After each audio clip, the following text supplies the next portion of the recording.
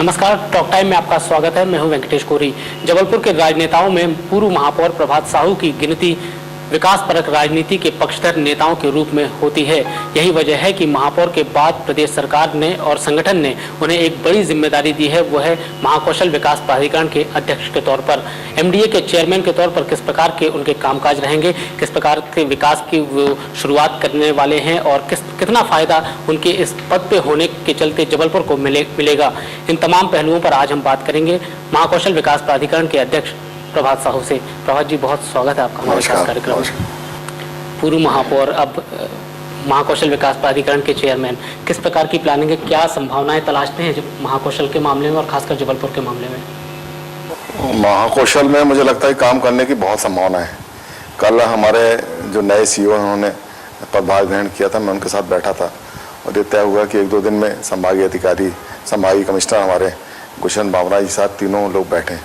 मुझे लगता है कि सबसे पहला फोकस हमारा ये है कि जब महाकौशल में पर्यटन को लेकर बड़ा काम किया जा सकता है। दूसरा, जब मैं महापौर रहा था वो डुमना नेचर पार्क हमारे पास एक बहुत बड़ी ज़मीन है, वहाँ टाइगर सफारी के रूप में यदि हम उसको उससे इंक्लूड करते हैं। तीसरी बात जो है कि नर्मदा जी इस पूरे बेल्ट से होकर निकलती है और नर्मदा जी हमारी आस्था का केंद्र भी है। आपको ध्यान होगा कि हमने अपने कार्यकाल में नर्मदा जी को विकसित करने का काम भी किया और उसके कारण से आज लाखों श्रद्धालु नर्मदा जी के तट पर पहुंचते हैं। चौथी बात जो है कि जो स्वरोजगार है स्थानीय स्तर पर बालाघाट में, मंडला में, वहाँ के लोग को संभावनाएं जो रोजगार की हैं वो तलाशना और फिर उनको उनके साथ जोड़कर, क्योंकि यदि हम वहाँ के स्थानीय लोगों को वहाँ के रोजगार से नहीं जोड़ेंगे, उनको वहाँ रोजगार नहीं देंगे, तो निश्चित रूप से वो अपने शहर से पलायन करके शहरों की तरफ जाएंगे और शहरों में फिर रोजगार के एक बड़ा क्राउड, एक बड़ा दबाव शहर के ऊपर बनता है, रहने की समस्या होती है, बाकी सारी चीज़ों की। इन सारे विषयों पर हमने फोकस करने का काम किया है। आपको 1-8 महीने में ये सारी चीज़ें, पहला हमारा प्रयास है कि सभी जिला कलेक्टरों के साथ एक बार हमारी बैठक हो जाए और उनसे बातचीत करें कि हम अपने अपने जिलों में विकास की क्या संभावनाएं तलाशते हैं, हमारे सोच के हिसाब से क्या विकास होना चाहिए।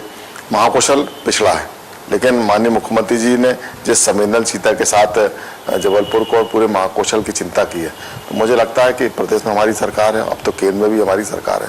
बड़े प्रोजेक्ट बनना चाहिए, छोटे मोटे काम में सड़क, नाली, पानी, बिजली, ये तो नगर पालिकाएँ हैं, नगर निगम भी हैं, जिला पंचायत भी हैं, PWD भी है और अन्य मदों से भी हो सकता है। लेकिन हमारा जो पूरा फोकस है वो हम इस बात पर कर रहे हैं कि टूरिज्म को लेकर महाकौशल को एक बड़ा पैकेज के मिलना चाहिए और नर्मदा जी के घाटों का सौंदर्यीकरण होना चाहिए, ताकि दूर दराज से लोग, जिस तरह से आपने देखा कि अभी उज्जैन में महाकुंभ हुआ तो करोड़ों की संख्या में लोग पहुंचे, लेकिन पूरी व्यवस्था को जिस तरह से प्रदेश सरकार ने चाक चौबंद किया, मैं समझता हूँ ये बड़ी बात है। तो मध्य प्रदेश में हमारी आस्था नर्मदा जी जुड़ी है।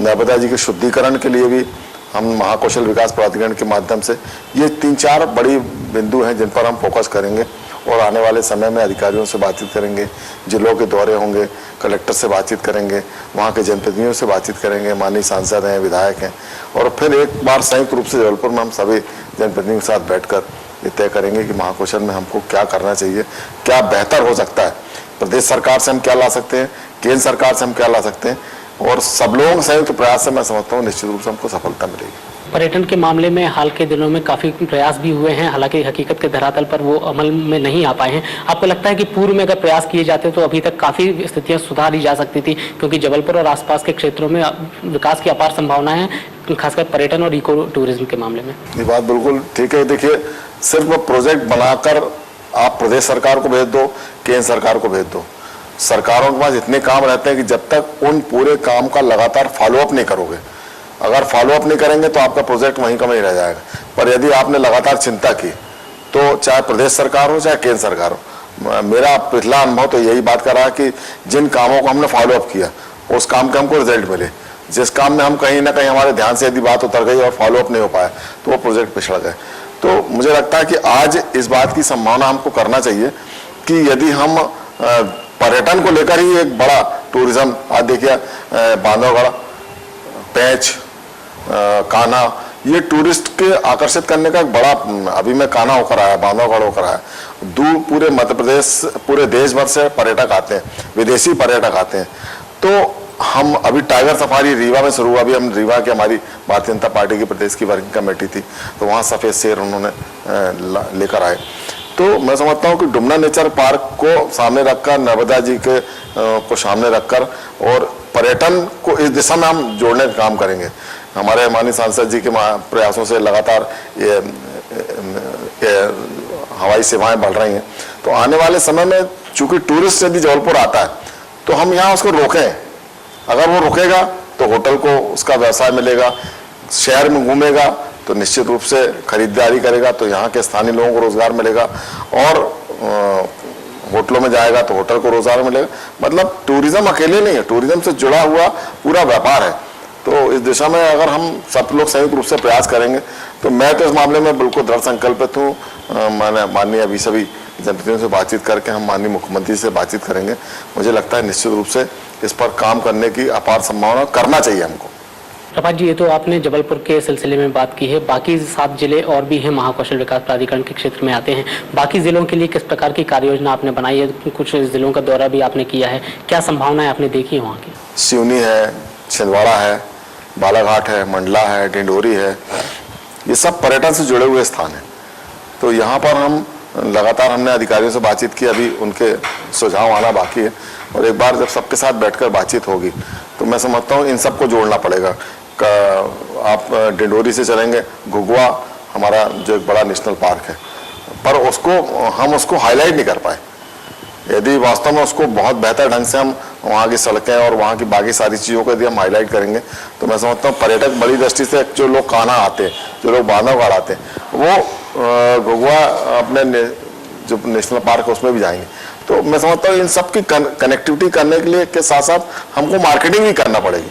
यदि हमने माल बना लिया और उसकी मार्केटिंग नहीं की, लोगों को पता ही नहीं कि महाकौशल में है क्या, तो इसकी मार्केटिंग जितना तेज होगी, पैच है हमारे पास है, इन सब चीज़ों की हमको बहुत तेजी से मार्केटिंग करना पड़ेगी। तो मैं समझता हूँ निश्चित रूप से पर्यटन को लेकर बड़ा काम महाकौशल में किया जा सकता है। आपने इतनी लंबी चौड़ी कार्य योजना तो बना ली है 7 जिलों के कायाकल्प को लेकर। अगर ऐसा कुछ हो जाए तो पर्यटन के मामले में संभाग की अलग पहचान होगी, अलग गिनती होने लगेगी। लेकिन अगर देखा जाए तो महाकौशल विकास प्राधिकरण का बजट काफी सीमित है।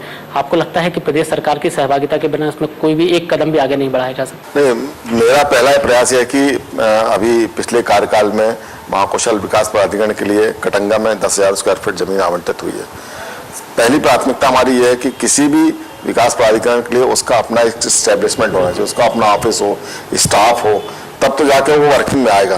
तो अभी माननीय मुख्यमंत्री जी से हमने उनको लेटर लिखा था, पिछले में जबलपुर आए थे, उन जबलपुर प्रवास के दौरान उनसे बातचीत की थी, उन्होंने समय दिया मुझे। और मैं समझता हूँ पहली में हमारी प्राथमिकता तो ये है कि माननीय मुख्यमंत्री से आग्रह करें कि विकास प्राधिकरण के लिए, स्टाफ के लिए जो हमारा 10,000 स्क्वायर फीट जमीन है उसकी बिल्डिंग के लिए हमको फंड मिले, वो एक है। दूसरी बात यह है कि मैं समझता हूँ कि यदि हम लगातार किसी चीज़ के पीछे पड़ेंगे तो चाहे वो बालाघाट सुदूर क्षेत्रों में हो, सिवनी में है और छिंदवाड़ा है, बांधवगढ़ को इधर से जोड़ते हुए डिंडोरी है, मंडला है, इन सबको जोड़कर एक संयुक्त प्रयास करेंगे तो उसके परिणाम आएंगे। पूर्व में महापौर रहे हैं, जबलपुर में भी काफी काम आपने किया है, काफी सराहना भी लोग करते हैं और आलोचना तो हर काम की होती ही है। आपको लगता है कि आपके द्वारा किए गए कामों का प्रतिफल ही संगठन ने जो है आपके काम का आकलन सकारात्मक रूप में करके पूरे संभाग की जिम्मेदारी सौंपी है? मुझे लगता है कि रूहानी जी आज हमारे बीच में नहीं है, लेकिन उनकी कुछ बातें आज भी हम लोग को याद रहती है। मैं दो लोगों के काम से हमेशा बड़ा प्रभावित रहा। रूहानी जी की जो काम करने की कार्यशैली थी, वर्किंग थी, उससे मैं बहुत प्रभावित रहा। वो अपने क्षेत्र में, अपने क्षेत्र के लिए, अपने शहर के लिए हमेशा बड़े सजग रहते थे और हमेशा इस बात को कहते थे कि किसी भी व्यक्ति को अपने काम से संतुष्ट नहीं होना चाहिए। अगर आप संतुष्ट हो गए तो इसका मतलब आपकी काम की इतिश्री समाप्त हो गई। आज आपने कोई एक काम कर दिया तो हमको लगातार चरैवेती जो हमारा मंत्र है, लगातार हमको आगे बढ़ते रहना चाहिए।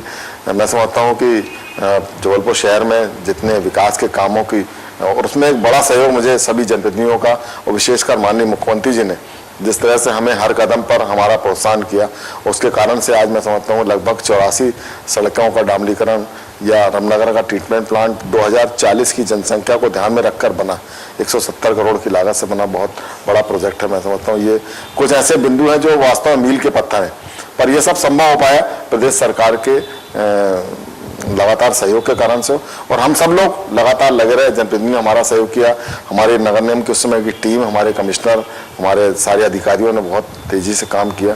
35 करीब बस्तियों का उन्नयन हुआ। मैं समझता हूँ ये बहुत बड़े काम हुए, और उसमें जो हमको फंडिंग हुई है उसके लिए भी सरकार ने हमारी काफ़ी हद तक मदद की। तो काम का मूल्यांकन सरकार भी करती है, संगठन भी करती है, और बहुत पुराना भारतीय जनता पार्टी का कार्यकर्ता हूँ। जो सरकार जवाबदारी देती है उसको करने का प्रयास करते हैं। प्रभात जी, महाकौशल विकास प्राधिकरण यानी महाकौशल का संपूर्ण विकास, एक कॉन्सेप्ट ही क्लियर हो जाता है कि महाकौशल विकास प्राधिकरण के नाम से ही इसका ये काम होगा। क्या आपको नहीं लगता कि एक समानांतर रूप से नगर निगमों के साथ, नगर पालिकाओं के साथ प्राधिकरण भी कंधे से कंधा मिलाकर काम किया जाए? ऐसी कोशिश आपकी रहेगी कि फंड अगर ज्यादा मिले, ज्यादा लेके आए, एक समानांतर रूप में काम करें? मेरा ऐसा मानना है कि फंड उतना महत्वपूर्ण नहीं है। महाकौशल विकास प्राधिकरण को फंड एक बार नहीं मिले, क्योंकि नगर पालिका, नगर पंचायत, नगर निगम, जिला पंचायत, पंच, सरपंच, इनको सबको सरकारों से पैसा आता है। हम उसको दूसरे थीम में ले जाना चाहते हैं। मैं तो इस बार जब बैठूंगा माननीय मुख्यमंत्री से आग्रह करूंगा कि सिर्फ महाकौशल विकास प्राधिकरण को जब आपने बनाया है तो पूरे संपूर्ण महाकौशल के लिए हमको कंसल्टेंसी के लिए अनुमति मिलना चाहिए, ताकि हम जो सर्वे करा के हमारी क्या संभावना आ सकती है, हम क्या बेहतर अपने पूरे क्षेत्र के लिए कर सकते हैं, जिलों में कर सकते हैं, और वो जो प्रोजेक्ट हम बनाकर आपको दें उसको फिर आप जिस एजेंसी से कराना चाहें कराएं। महाकौशल विकास प्राधिकरण को आप एक कंसल्टेंट के रूप में हमको अनुमति मिलना चाहिए, मेरा ऐसा मानना है। क्योंकि विकास के काम, सड़क, पानी, नाली, बिजली, ये तो नगर पालिका, पंच, सरपंच, सभी लोग को फंड मिलता है, तो फंड उतना महत्वपूर्ण नहीं। बाकी को प्रोजेक्ट बनाने के लिए सरकार की तरफ से हम लोगों को यदि सहयोग मिलेगा तो निश्चित रूप से जब बड़े प्रोजेक्ट बनाएंगे, 1-8 करोड़ के हमने कोई काम कर लिए, 2 करोड़ से ना तो महाकौशल का भला होने वाला, पर यदि हमने पर्यटन को पूरा थीम बनाकर और उसको कंसल्टेंट से बात करके और उसकी डीपीआर तैयार करा के मुख्यमंत्री जी को भेज दिए, केंद्र सरकार से उसका लिए पैसा आ गया, और वो चाहे किसी भी एजेंसी से कराएं, महाकौशल विकास प्राधिकरण को सिर्फ इस बात की संतुष्टि होगी कि हमने जो प्रोजेक्ट भेजा उसके कारण से महाकौशल में आज ये विकास के काम दिख रहे हैं। तो हमारी जो सोच है वो तो ये है कि हम फंड पर हमारा उतना ध्यान नहीं है, लेकिन हम चाहेंगे कि माननीय मुख्यमंत्री जी महाकौशल विकास प्राधिकरण को एजेंसी के रूप में इस बात के लिए भी स्वीकृति दें कि हम कंसल्टेंट नियुक्त करें, ताकि जिलों में वो जाएं और वहाँ पर क्या विकास की संभावना हो सकती है, और फिर पूरा ज्वाइंट उसको क्लब करके और फिर प्रदेश सरकार को भेजें। क्योंकि ऐसा सवाल इसलिए भी उठ रहा है क्योंकि इसके पूर्व में जब महाकौशल विकास प्राधिकरण के अध्यक्ष रहे, उपाध्यक्ष रहे, एक रत्ती भर का काम ना तो जबलपुर में हुआ है, ना आसपास के जिलों से कभी कोई सूचनाएं भी नहीं आई। क्योंकि अभी भी ऐसी आम धारणा बन रही है कि महाकौशल विकास प्राधिकरण जैसे पहले था वैसी अभी की स्थिति में ना आए। आपको काम दिखेगा, ये मैं आपसे प्रॉमिस करता हूँ। और महाकौशल विकास प्राधिकरण केवल सफेद हाथी नहीं रहेगा, क्योंकि मैं हमेशा काम में विश्वास करने वाला व्यक्ति हूँ। आपने देखा होगा कि महापौर रहते हुए मोटरसाइकिल पे घूमता था, काम पे एक प्रोजेक्ट, कोई ऐसा प्रोजेक्ट आज यदि आप 1.5 साल बाद भी मुझसे मेरे किए हुए कामों का लेखा जोखा पूछेंगे तो आज भी मुझे मोहजमानी याद है। हम जब महापौर के रूप में बैठते थे तब अधिकारी इस बात की तारीफ करते थे कि आपको बहुत सारे प्रोजेक्ट मुहजमानी आंकड़ों सहित याद है। तो हम लोग लगातार काम की दिशा में, और सिर्फ ये प्रेरणा हमको अपने मुख्यमंत्री जी से मिलती है। तो हमारे मुख्यमंत्री जी 18 घंटे काम करते हैं, हमारी सरकार काम करती है, तो हम उनको सामने रखकर जब काम करते, करने की दृष्टि से काम करते, तो काम करने वाले के लिए मुझे लगता है कि ये है ऐसी जगह जहां हम बैठकर आपको ऐसा लगेगा कि हाँ, महाकौशल विकास प्राधिकरण के अध्यक्ष के रूप में हमने कुछ काम महाकौशल के अंदर करके गए। जब आप महापौर रहे हैं, काफी लोगों ने आपको फ्री हैंड काम करने नहीं दिया था। प्राधिकरण के अध्यक्ष के तौर पर भी आपको ऐसी संभावना लग रही है, ऐसा अंदेशा या ऐसी आशंका? नहीं, अब यहाँ तो कुछ नहीं है। यहाँ तो मुझे नहीं लगता कि शहरों में काम करना बहुत दिक्कत का काम था, और विकास प्राधिकरण के लिए मैं वैसा किसी प्रकार की, मुझे तो नहीं लगता कि किसी प्रकार की कोई आपत्ति होगी। शहरी क्षेत्रों में राजनीतिक प्रतिस्पर्धा होती है, बहुत सारी बातें रहती हैं जो पर्दे के अंदर रहती है, पर इस सबके बावजूद भी मैं उस मानवता को निश्चित रूप से धन्यवाद देता हूँ कि मैंने अपने कार्यकाल में जितने काम किए उससे मैं संतुष्ट हूँ। बहुत सारे कामों की आपने शुरुआत कराई है। वर्तमान परिदृश्य में अगर देखा जाए तो बहुत सारे काम चल रहे हैं, आपके किए हुए कार्यों को भी कहीं ना कहीं नजरअंदाज करके उन्हें मिटाने की भी कोशिश की। आपको दुख नहीं होता कभी कभी? होता है। मुझे बहुत दुख हुआ जब छोटा फुहारा टूटा। यदि विकास के काम में कोई चीज अवरोध हो तो निश्चित रूप से टूटना चाहिए, पर यदि विकल्प है, छोटा फुहारा बने या जो भी निर्माण के काम हुए, जो भी काम हुए, उसमें प्रभात साहू का व्यक्तिगत कोई पैसा नहीं लगा था, जनता का पैसा लगा था। सिर्फ इसलिए वो तोड़ दिया गया कि लोगों ने ये बोल दिया कि वहाँ एक्सीडेंट होते हैं। एक्सीडेंट तो शहर में होते हैं। आज पूरे शहर में इतने स्पीड ब्रेकर बन गए हैं, यदि मात्र मैं उस समय भी कह रहा था कि 2 स्पीड ब्रेकर आप बना दो, उसके कारण से, चूंकि रॉन्ग साइड लोग घुसते हैं, उसके कारण से एक्सीडेंट होते हैं। पर यदि मेरी उस बात पर नगर सत्ता गौर करती, अधिकारी गौर करते और सिर्फ 2 छोटे स्पीड ब्रेकर बनाते, बहुत सुंदर छोटा फुहारा बना था। दुख मुझे इस बात का भी हुआ कि वो जो छोटे फुहारे का निर्माण हमारे समाज के मुखिया थे वीरेंद्र चौधरी, उन्होंने अपने जेब से राशि खर्च करके उस छोटे फुहारे का निर्माण किया। कुछ चीजें हमारी धरोहर है। छोटा फुहारा हमारी पहचान थी, बड़ा फुहारा, 3 पत्ती, आज भी आप किसी से बोल दो कहाँ मिलना, 3 पत्ती बोल दो, कुछ चीजें हमारी पहचान है, इनको बचाया जा सकता है। पर यदि बहुत जरूरी है तो निश्चित रूप से उनको अलग किया जाता है। पर 3 पत्ती को आप, मैंने उस समय भी उनसे आग्रह किया था कि 3 पत्ती को छोटा कर दो, एक 8 फुट के सर्किल में आप करके उसको, क्योंकि मैं ऐसा मानता हूं कि आज हम लोग पेरिस घूमने गए, दिल्ली अभी जाते हैं, इतने बड़े बड़े चौराहे हैं, तो आखिर रोड उसके हिसाब से इन चौराहों का कोई ना कोई मापदंड तो होगा। मैंने जो पीडब्ल्यूडी के अधिकारियों से बातचीत की, उनका कहना था कि चौराहे बड़े इसलिए बनाए जाते हैं कि चौराहों पर आकर ट्रैफिक धीमे हो, स्लो होकर मूव करके जाए, ताकि दुर्घटना की संभावनाएं कम होगी। और जितना नहीं होगा उतना, जितना ट्रैफिक क्लियर होगा उसमें दुर्घटना की संभावनाएं बढ़ती हैं। तो कुछ ना कुछ तो मापदंड रहा होगा, नहीं तो आज चाहे इंदौर हो, भोपाल हो, कहाँ चौराहे नहीं, बड़े बड़े चौराहे। पर ठीक है, वर्तमान सत्ता को यदि और अधिकारियों को लगा कि नहीं रहना चाहिए, मेरे अपने कार्यकाल में मैंने बनाया था, पर जनता के पैसे से बनाया था, उसको बचाया जा सकता था, बाकी ठीक है। आप महापौर रहे हैं, शहर की ज़रूरत समझते हैं, शहर की संभावनाओं के बारे में भी आपको बखूबी जानकारी है। वर्तमान में जिस प्रकार से अतिक्रमण की कार्रवाई हो रही है, कांग्रेसी तो काफ़ी विरोध जता ही रहे हैं, अब तो भाजपा भी इसमें शामिल हो गई, एक नेत्री हो गई, या फिर इसके पूर्व में पार्षद भी रहे हैं। आपको लगता है कि इसमें न्याय संगत कार्रवाई नहीं हो रही, मानवीय संवेदनाओं को कहीं ना कहीं जो है इसको नज़रअंदाज किया जा रहा है? मैं आपको एक छोटी सी बात, अभी बिल्कुल ताजा बात, क्योंकि ये सवाल आपसे पूछना इसलिए लाजमी है क्योंकि आप उस पद पे रहे हैं, शहर की बहुत गली मोहल्लों से लेकर शहर की हर तासीर को आपने काफी बखूबी करीब से देखा है। 16 और 17 तारीख को रीवा में हमारी भारतीय जनता पार्टी की प्रदेश की वर्किंग कमेटी की बैठक हुई। 17 तारीख को समापन के अवसर पर माननीय मुख्यमंत्री जी का उद्बोधन था। पूरी संवेदना के साथ, पूरी शिद्दत के साथ, पूरी ईमानदारी के साथ मैं उस दिन उनके भाषण को अक्षरशः सुना। और मुझे लगता, मैं उस दिन बहुत देर तक इस बात को सोचता रहा कि ऐसे भी राजनेता हों जिनके मन में इतनी मानवीय संवेदना है। उन्होंने बहुत स्पष्ट रूप से बोला कि मैं विकास का विरोधी नहीं हूं, पर विनाश के नाम पर यदि हम सड़कों के चौड़ीकरण करने के नाम पर लोगों के मकान तोड़ दें, जिस हद तक बचाया जा सकता है उसको बचाया जाना चाहिए और फिर उसमें विकास के काम को किया जाना चाहिए। बस्तियों को तोड़ने के लिए बिल्कुल माननीय मुख्यमंत्री जी पक्षधर नहीं, तो उनका कहना था कि यदि बहुत जरूरी है तो पहले उनकी अल्टरनेट व्यवस्था हो, उनको रुकने की व्यवस्था हो, क्योंकि माननीय मुख्यमंत्री जी जिस तरह से पूरी संवेदना के साथ पिछले 10 वर्षों से काम कर रहे हैं, आप देख रहे होंगे कि छोटे छोटे गरीब भी के साथ भी मिलकर वो उसके लिए बात करते, तो गरीबों के लिए उनके मन में बड़ा दर्द है। इसलिए उनका कहना था कि यदि महलों में रहने वाले लोगों को तमाम सुविधाएं मिलती हैं तो जो झोपड़पट्टी गरीब लोग हैं उनको भी जीवन जीने का अधिकार है। और हम सरकार में इसलिए हैं कि हमारी ये चिंता है कि हम इनको रोजी रोटी, इनको रहने की समस्या से मुक्त रखें। इनको भी हमारी जिम्मेदारी, इनको रुकवाने की, इनको रहने की दिलाने की जवाबदारी हमारी है। बहुत संवेदनशीलता के साथ उन्होंने दोनों बातें बोली कि विनाश के नाम पर विकास का मैं पक्षधर नहीं हूँ। तो मुझे लगता है कुछ बातों को हमारे जनप्रतिनिधियों के साथ बैठकर, नगर सत्ता को बैठकर, कमिश्नर यदि कोई काम करना चाहते हैं, नगर निगम के अधिकारी विकास के कोई काम करना चाहते हैं, तो सारे जनप्रतिनिधियों के साथ बैठकर एक कोई ब्लूप्रिंट बनना चाहिए कि ये काम करना है, और उसमें फिर कोई ना कोई रास्ता निकलता है। क्योंकि पुराने शहर को आप कितना तोड़ोगे, विकास करना है तो उस विकास के रास्ता, इस शहर को आपको बढ़ाना पड़ेगा।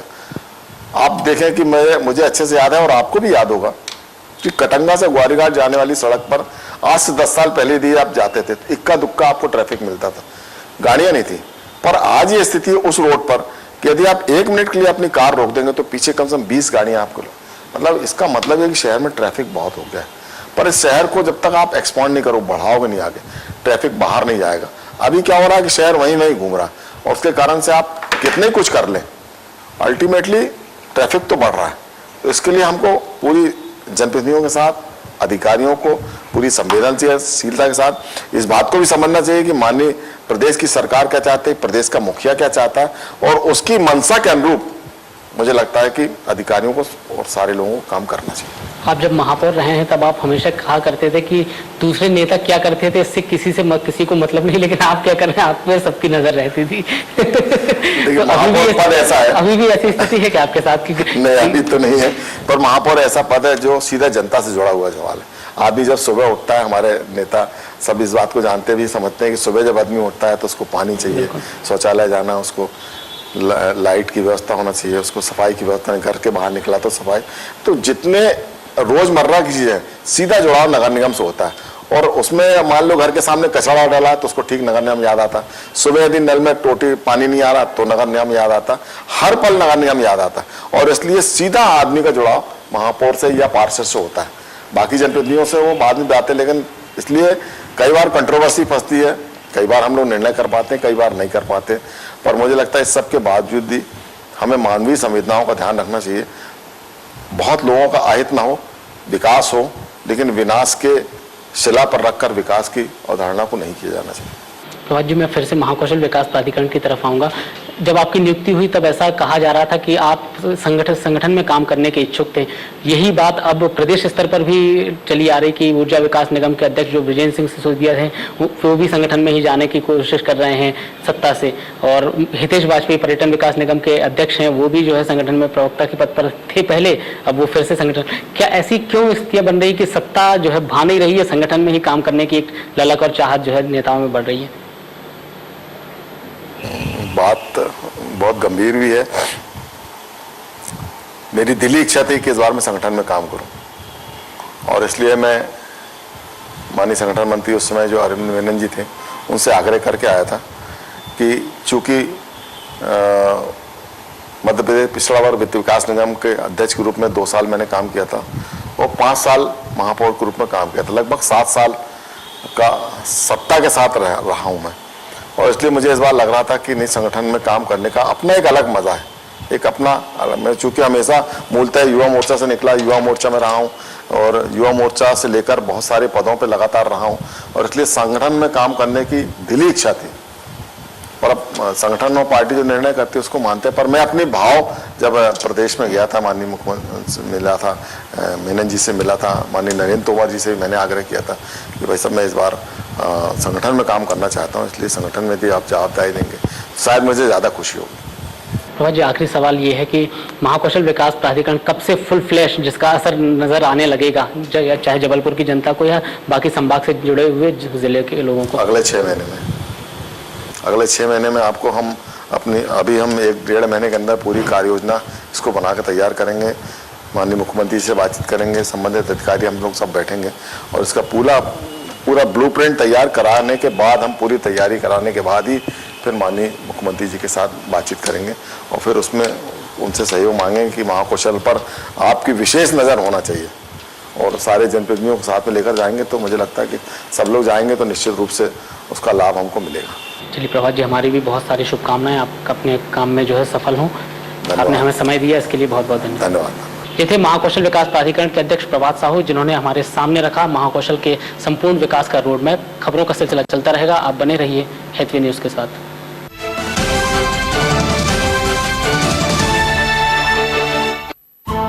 ये क्या बदतमीजी है? अरे अभी शुरू कहाँ की है? हाथ मत लगाना, वरना क्या? अरे हमसे बचाएगा कौन? जब सीना तान चले, कभी न रुके, कभी न झुके, सच्चाई के साथ चले, दुनिया उसे सलाम करे। अगर सीना करना है गर्व से चौड़ा तो सच्चाई के साथ चल। शेर वही जो शेरा कॉमेट पहने।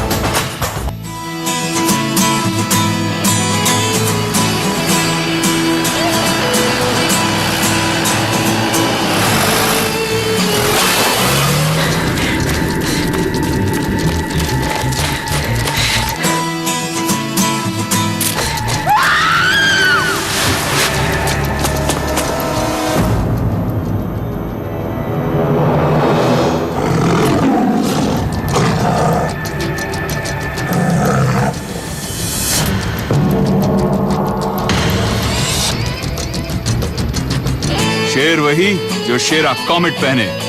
श्री जानकी रमन महाविद्यालय कला एवं वाणिज्य, हम बांटते हैं शिक्षा के साथ संस्कृति एवं संस्कार। मध्य प्रदेश शासन से मान्यता प्राप्त एवं पुरस्कृत।